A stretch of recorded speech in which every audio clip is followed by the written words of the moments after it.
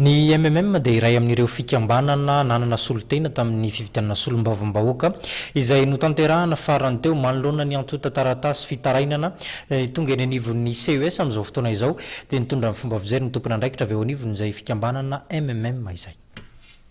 Miantso fitoniana ary milaza fa mahatoky ny CES amin'ny fanapahana mikasika ny fividianana amin'ny fikambanana Malagasy Miara-Miainga na ny MMM araka ny fanazavana nentin'Andriamatoa Laurent Ramarson. Miandry am-pitoniana ny fanapahan-kevitra izay avoaka ny fitsarana manokana amin'ny sahanany fividianana izy ireo.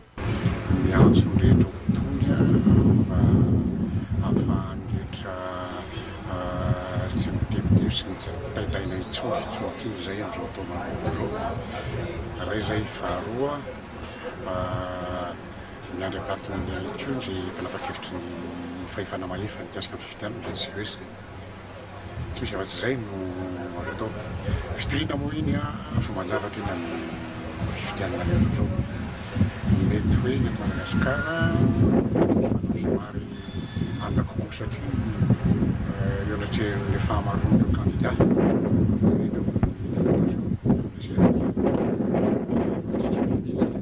Tsy lato tsy maintsy mitady hevitra rehetrarehetra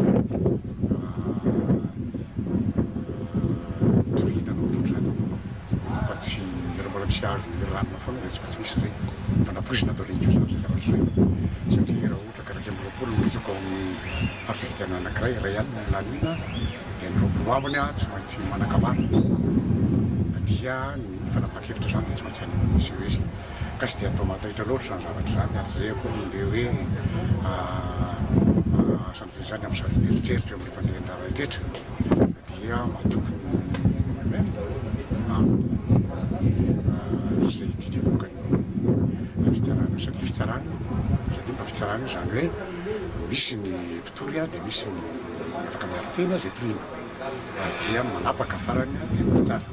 Raha ny fantatra dia amin'ny herinandro ity no hamoaka ny vokatra vonjimaika mikasika ny fividianana solombavabahoaka ny eo anivon'ny voamera maleo tena amin'ny sahanany fividianana na ny senita ary 5 andro aoriana izay vao hamoaka ny vokatra ofisialy momba ny fividianana solombavabahoaka ny eo anivon'ny fitsarana manokana amin'ny sahanany fividianana.